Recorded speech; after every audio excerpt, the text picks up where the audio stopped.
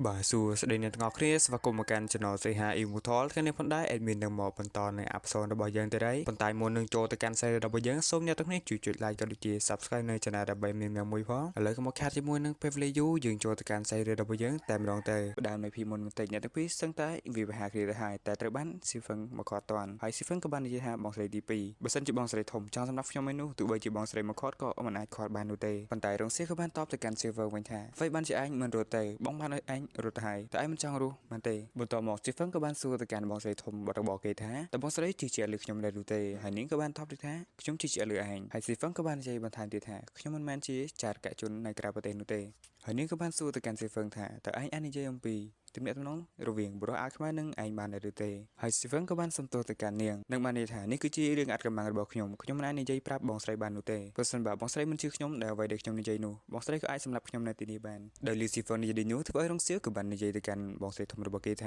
ាបងស្រីបងមិនអាចធ្វើបែបនេះបាននោះទេនៅគណៈពីនោះផងដែរនាងក៏បាននិយាយតបទៅកាន់ Stephen ថា Stephen អញកំពុងផ្អែកទៅលើទំនាក់ទំនងបងប្អូនអញកុំសង្កត់ថាបងមិនហ៊ានធ្វើអីឯងនោះបន្ទាប់មកនាងក៏បានធាក់ Stephen ជំនុំមួយជើងដែលធ្វើឲ្យ Stephen គឺប៉ាងទៅกับក្លៀនជាងដែលកម្លាំងជើងរបស់បងស្រីរបស់គេធ្វើឲ្យជាជាងនៅទីនោះគឺបានប្រេះតែម្ដងប៉ុន្តែយើងក៏លេចមើលទៅកាន់ Stephen របស់យើងទៅគឺគេនៅតែញញឹមហើយ Stephen ក៏បាននិយាយទៅកាន់បងស្រីរបស់គេថាបងស្រីបងមិនហ៊ានសម្រាប់ខ្ញុំនៅទេហើយបងស្រីរបស់គេក៏បាននិយាយមកកាន់ Stephen ថាបើសិនជាថ្ងៃមួយឯងហ៊ានប្រមាថនៅអ្នកអង្គម្ចាស់នោះខ្ញុំនឹងសម្រាប់ឯងដោយផ្ទាល់ហើយនាងក៏បាននិយាយបន្ថែមមកកាន់ Stephen ថាសូមឯងថែខ្លួនឲ្យបានល្អទៅបងស្រីនឹងចាំមើលសកម្មភាពរបស់ឯងតើឯងហ៊ានប្រព្រឹត្តបែបណាបន្ទាប់មកនាងក៏បានចាក់ចេញពីទីនេះហើយនាងក៏បាននិយាយក្នុងចិត្តថារាងកាយក្មេងៗនេះពិតជាអស្ចារ្យខ្លាំងណាស់តែត្រូវបានខ្ញុំវាយប្រហារមួយជើងហើយគឺនៅតែមិនកើតអីសោះតើក្មេងប្រុសនេះគឺជាមនុស្សបែបណាទៅសាច់រឿងបន្តប្រកាន់អ្នកទាំង3នៅវិញគេក៏បានពិភាក្សាគ្នាថាមើលទៅ Stephen ហាក់ដូចជាមានរឿងអ្វីលាក់បាំងយើងអញ្ចឹងហើយរងសៀក៏បាននិយាយថាប៉ុន្តែមើលទៅគេហាក់ដូចជាមិនមានរឿងអ្វីលាក់បាំងយើងអញ្ចឹងប៉ុន្តែខ្ញុំនៅតែខ្លាចយ៉ាងចឹងពីព្រោះ Stephen គឺមានរឿងអាត់កំបាំងលាក់យើងជាច្រើននោះផងដែរស៊ីនីនក៏បាននិយាយតបទៅកាន់រងសៀវិញថាមើលទៅ Stephen ហាក់ដូចជាចម្លែកបន្តិចពីព្រោះគាត់មានកម្លាំងខ្លាំងក្លាប៉ុន្តែគេក៏បាននិយាយថាគេគឺមានកម្លាំងបន្តិចបន្តួចតែប៉ុណ្ណោះហើយរងសៀក៏បាននិយាយថាខ្ញុំគិតថាលោកគ្រូគឺខ្លាច Stephen គឺមានអំណួតទើបបានប្រាប់ Stephen ថាគាត់គេមានកម្លាំងខ្លាំងក្លាយ៉ាងចឹងពីព្រោះគាត់ខ្លាច Stephen មានបញ្ហានៅថ្ងៃមួយដោយលីរងសៀនេះឆ្នោះធ្វើឲ្យស៊ីនីនក៏មានការចាប់ផ្ដើមផងដែរនៅគណៈពេលនោះផងដែ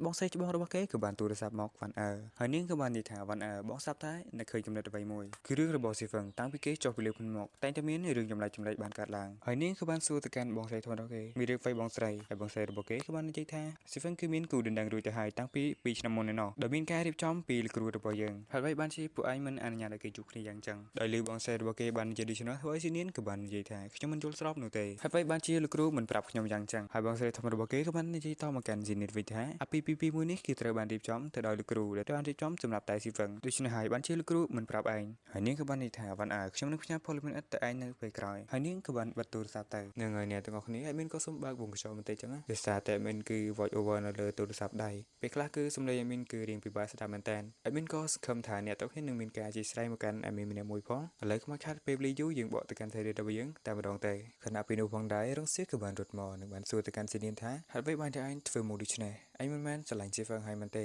ស៊ីនីនក៏បាននិយាយតបទៅកាន់នាងវិញថាមិនមែននោះទេតែខ្ញុំអាចធ្វើរឿងនេះដោយរបៀបណាទៅខ្ញុំគ្រាន់តែព្រួយបារម្ភថានាងគឺមិនស័ក្តិសមជាមួយនឹង Stephen តែប៉ុណ្ណោះបន្ទាប់មកវ៉ាន់អើក៏បាននិយាយទៅកាន់ស៊ីនីនថាឯងកុំបារម្ភពី Stephen អីគូរនឹងរបស់ Stephen គឺជាកូនរបស់លោកម្ចាស់ឈូដែលមកពីទីក្រុងហានសានដោយនាងគឺមានឈ្មោះថាស៊ូស៊ីរូដែលជាកូនស្រីតែមួយគត់របស់លោកម្ចាស់ឈូហើយខ្ញុំក៏ធ្លាប់បានឮថានាងគឺជាមញូរាពណ៌មាសដែលបានចូលមកក្នុងជីវិតរមែងស្លាប់នឹងហើយឯងក៏សូមបញ្យល់អ្នកនរគ្នានៃភពរមែងស្លាប់នឹងជាពិភពធម្មតាដូចតែយើងនោះឯងហើយនាងក៏បាននិយាយថាខ្ញុំគឺមិនស័ក្តិសមប្រៀបធៀបជាមួយនាងនោះទេសាច់រឿងបន្តក៏កាត់មកពេលព្រឹកយើងឃើញថាសិហ្វឹងរបស់យើងគឺកំពុងតែហាត់ប្រាណហើយគេក៏បាននិយាយថាបងស្រីជាន់ខ្ពស់គឺមិនអត់នោះទេគាត់បានទាត់ខ្ញុំធ្វើខ្ញុំគឺបានគួតឈាមមើលទៅខ្ញុំពិតជាខ្សោយខ្លាំងណាស់ដូច្នេះខ្ញុំតែវឹកហាត់បន្ថែមទៀតហើយគេក៏បាននិយាយថាខ្ញុំដូចជាស្រែកទឹកខ្លាំងណាស់ដូច្នេះខ្ញុំតែចូលទៅក្រោមដើម្បីទៅរកទឹកផឹកមួយផ្លែតសិននៅពេលគេចុះមកដល់ក្រោមគេក៏បានឃើញបងស្រីទាំង3របស់គេនិងបាននិយាយថាបងស្រីទាំង3ហើយខ្ញុំបងភ្ញាក់លឿនខ្លាំងម្ល៉េះនៅគណៈពេលនោះផងដែរស៊ីនីនក៏បាននិយាយទៅកាន់សិហ្វឹងថាសិហ្វឹងលោកគ្រូបានរៀបចំគូរដណ្ដឹងឲ្យឯងតាំងពីតូចហើយគូរដណ្ដឹងរបស់ឯងគឺចង់ជួបឯងនៅថ្ងៃស្អែកតើឯងយល់យ៉ាងណាដែរដោយលីស៊ីនីនដូច្នោះធ្វើគេមានការភ្ញាក់ផ្អើលជាខ្លាំងហើយគេក៏បាននិយាយថាខ្ញុំមិនទាន់គ្រប់អាយុរៀបការនោះទេបងស្រីហើយបានខ្ញុំមិនដឹងរឿងនេះតលើសោះហើយវ៉ាន់អើក៏បាននិយាយថាប៉ុន្តែបងស្រីគឺបានរៀបចំឲ្យឯងទៅជួបនាងឬហើយតើឯងចង់ទៅជួបនាងដែរឬទេដោយលឺវ៉ាន់អើនេះហ្នឹងក៏ស៊ីហ្វឹងក៏មិនមានអីបដិសេធនោះដែរបានត្រឹមតែថានិយាយខ្ញុំនឹងដែលសេរីបន្ទាប់ស៊ីហ្វឹងក៏បាន បានមកជួបនាងនៅសាកលវិទ្យាល័យមួយកន្លែងហើយគេក៏បាននិយាយថាបងស្រីទី2បាននិយាយថាគូរដឹងរបស់ខ្ញុំគឺបានសិក្សានៅសាកលវិទ្យាល័យវិទ្យាសាស្ត្រហើយនាងក៏បានឲ្យខ្ញុំមកជួបនាងនៅកន្លែងនេះដែលនៅគណៈពេលនោះផងដែរស៊ីហ្វឹងក៏បាននឹកសម័យទៅដល់បងស្រីរបស់គេដែលបានប្រាប់គេថាត្រូវធ្វើជាមនុស្សដែលមានចិត្តទូលាយកុំធ្វើជាមនុស្សដែលអត់ប្រយោជន៍និងធ្វើនាងសប្បាយចិត្តប៉ុន្តែរំពេចនោះផងដែរក៏មាននារីម្នាក់ដើរមកកាន់ទីនេះនឹងបាននិយាយថាបងប្រុសស៊ីហ្វឹងតើបងស្គាល់ខ្ញុំដែរឬទេកាលពីនៅតូចបងបាននិយាយថានឹងរៀបការជាមួយខ្ញុំដែលកញ្ញាម្នាក់នេះគឺជាគូដណ្ដឹងរបស់ស៊ីហ្វឹងនឹងឯងដែលមានឈ្មោះថាស៊ីរូដោយលឺនាងនិយាយដូច្នេះធ្វើឲ្យគេមានការភ្ញាក់ផ្អើលហើយបាននិយាយថានាងគឺជាស៊ីរូមែនទេបន្ទាប់មកនាងក៏បាននិយាយតបទៅកាន់ស៊ីហ្វឹងវិញថាបងទៅតែគ្រប់ដែលការពីនៅពីតូចគឺបងសន្យាថារៀបការជាមួយនឹងខ្ញុំតែម្នាក់គត់ប៉ុន្តែបរិសុទ្ធស្មោះស៊ីហ្វឹងរបស់យើងក៏បាននិយាយតបទៅកាន់នាងវិញថានោះគ្រាន់តែជាការនិយាយលេងការពីតូចតែប៉ុណ្ណោះហើយវាក៏មិនអាចរាប់ជាការបានដែរហើយនាងក៏បានតបទៅកាន់ស៊ីហ្វឹងថាមិននេះនោះទេបងប្រហែលជាភ័យបន្តិចដែលបានឃើញខ្ញុំស្អាតបែបនេះតោះយើងទៅកន្លែងផ្សេងទៅហើយស៊ីហ្វឹងក៏បានសួរទៅកាន់នាងថាតើយើងគួរទៅកន្លែងណាទៅបន្ទាប់មកនាងក៏បានអូដៃស៊ីហ្វឹងចាចេញពីទីនេះទៅខ្សែរៀបបន្ទាប់ក៏កាន់មកកាន់បងស្រីរបស់គេទាំង3នាក់វិញគឺកំពុងតែអង្គុយចាំស៊ីហ្វឹងត្រឡប់មកវិញហើយពេលបានជាស៊ីហ្វឹងគឺមិនងាយមកផ្ទះខ្លាំងម្ល៉េះដែលយើងមើលទៅកាន់ទឹកមុខរបស់ស៊ីនៀនទៅគឺមានការប្រច័ណ្ឌជាមួយនឹងស៊ីហ្វឹងជាខ្លាំងប៉ុន្តែស្របពីនោះផងដែរស៊ីហ្វឹងក៏បានដើរលបឡមកកាន់ទីនេះនិងត្រូវបាន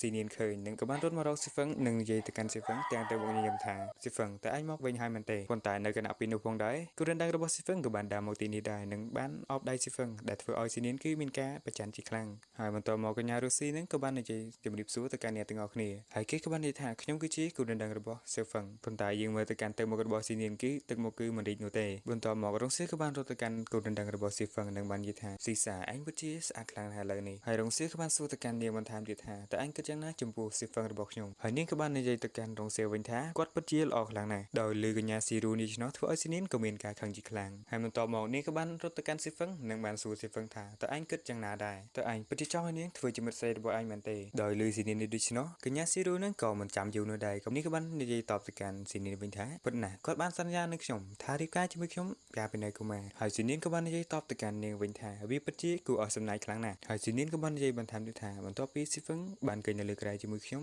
កាលពីក្មេងដូច្នេះស៊ីហ្វឹងត្រូវតែជារបស់ខ្ញុំតែមួយគត់ដោយលឺស៊ីនៀននេះដូច្នេះធ្វើឲ្យកញ្ញាស៊ីរូនឹងគឺមានការឆេះដុំជាខ្លាំងនិងបាននិយាយទៅកាន់ស៊ីហ្វឹងថាហេតុអ្វីបានជាបងធ្វើដូច្នេះតើបងឯងមិនបាននិយាយថាបងរៀបការជាមួយខ្ញុំទេឬបន្ទាប់មកស៊ីនៀនក៏បានរត់មកអោបដៃស៊ីហ្វឹងក៏បាននិយាយថាស៊ីហ្វឹងតើឯងមិនទាន់រៀបការទេឬអញឆាប់ប្រាប់នាងឥឡូវនេះទៅថាឯងមិនចង់រៀបការជាមួយនាងនោះទេក៏ប៉ុន្តែកញ្ញាស៊ីរូនឹងគឺមិនអោយចាញ់តាមរបស់បងស្រីស៊ីហ្វឹងនោះទេក៏បាននិយាយទៅកាន់ស៊ីហ្វឹងថាស៊ីហ្វឹងបងឆាប់ប្រាប់បងស្រីរបស់បងទៅថាបងនឹងរៀបការជាមួយនឹងខ្ញុំតែម្នាក់គត់ដោយឃើញអ្នកទាំងពីរដណ្ដើមគ្នាបែបនេះធ្វើឲ្យស៊ីហ្វឹងគឺមិនអាចនៅបានទេហើយគេក៏បានដាក់មេប្រួយទៅបាទមានគិតថាស៊ីហ្វឹងគឺពិតជាសំណាងខ្លាំងមែនតើមិនដូចជា admin និងអ្នកមើលសោះគឺអត់លែនដូចគ្នាទៅនឹងឥឡូវយើងវិលមកកាន់សាច់រឿងរបស់យើងវិញដែលយើងក៏លេចទៅមើលអ្នកទាំងពីរនេះវិញគឺគេកំពុងតែឆ្លោះគ្នាដដែលនឹងស៊ីរូក៏បាននិយាយថាវាជាកំហុសរបស់នាងដែលបានបង្ខិតបង្ខំគូរ៉ានដឹងរបស់ខ្ញុំបែបនេះហើយស៊ីឌៀនក៏បាននិយាយប្រកែកទៅកាន់នាងវិញថាតើស៊ីហ្វឹងជារបស់នាងពីកាលទៅវាពិតជាគួរឲ្យអស់សំណាញ់ខ្លាំងណាស់ដោយឃើញសកម្មភាពអ្នកទាំងពីរឆ្លោះគ្នាបែបនេះធ្វើឲ្យបងស្រីរបស់គេក៏បាននិយាយថាស៊ីហ្វឹងពិតជាសម្បូរស្នេហ៍ខ្លាំងណាស់ដែលសេរីមើលតបក៏កាន់មកស៊ីហ្វឹងនេះវិញគេក៏បានចេញមកក្រៅនិងបាននិយាយថាវាដូចជាស្ងប់ស្ងាត់ហើយនៅខាងក្រៅតើឈូស៊ីរូទៅវិញហើយឬនៅហើយបានជាមិនឃើញនាងយ៉ាងចឹងហើយជានាងគឺត្រឡប់ទៅវិញបាត់ហើយមើលទៅហើយបងស្រីច្បងទី7គាត់គូតែដេកដែរនៅពេលនេះប៉ុន្តែរំពេចនៅផងដែរស៊ីនាងក៏បានដើរមកកាន់ទីនេះដែលធ្វើឲ្យស៊ីហ្វឹងគឺមានការភ្ញាក់ផ្អើលជាខ្លាំងនិងបានជុំកដុំឆាតបងស្រីគឺមិនទាន់ដេកនោះទេបន្ទាប់មកស៊ីនាងក៏មិនចាំយូរនោះដែរក៏បានច្រានស៊ីហ្វឹងគឺទៅលើក្រែតែម្ដងធ្វើឲ្យស៊ីហ្វឹងគឺភ័យជាខ្លាំងនិងបាននិយាយថាបងស្រីទី